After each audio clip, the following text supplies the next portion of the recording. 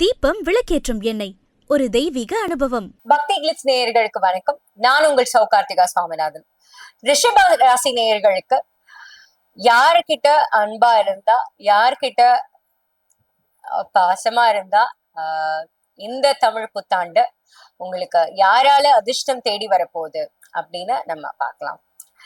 So ரிஷபம் அப்படின்னாலே சுக்கிரனோட நட்சத்திரம். சுக்கிரன்னா துணைவியார்.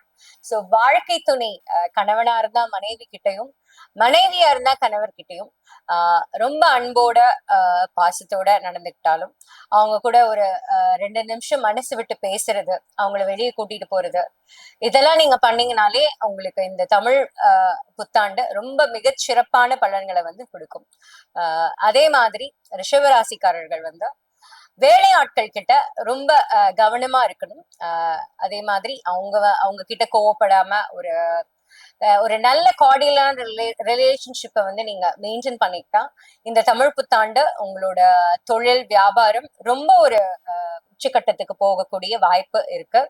அதே மாதிரி உங்களுக்கு அமைகிற வெண்டாஸ் இல்ல கிளையன்ஸ், இப்போ உங்களுக்கு பிசினஸ் கொடுக்கக்கூடிய ஆட்கள், உங்க நெருக்கமான வட்டம் இருக்கும் இல்லையா, அதாவது பிசினஸ் சார்ந்து நான் சொல்றது, அவங்க கிட்ட நீங்க கரெக்டா நம்ம பேசி அக்ரிமெண்ட்ஸ் எல்லாம் கரெக்டா நம்ம சைன் பண்ணி ஒரு டேர்ம்ஸ் அண்ட் கண்டிஷன்ஸ் எல்லாம் பேசி கரெக்டான கம்யூனிகேஷன் இருந்தா இந்த இந்த வருடம் உங்களுக்கு இந்த தமிழ் புத்தாண்டு வந்து மிக சிறப்பான பலன்களை வந்து கொடுக்கும்.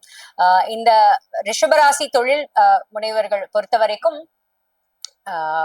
வேலையாட்கள் கிட்டயும் சரி, வெண்டாஸ் கிட்டயும் சரி, கிளையன்ஸ் கிட்டயும் சரி, புதுசா பிசினஸ் ஆப்பர்ச்சுனிட்டிஸ் கொண்டு வரவங்க கிட்டயும் சரி, வீட்டில் உள்ள வாழ்க்கை துணைகிட்டையும் சரி, அன்பாகவும் நேர்மையாகவும் பாசமாகவும் நடந்துக்கிட்டா மிகச்சிறப்பான பலன்கள் கிடைக்கும்.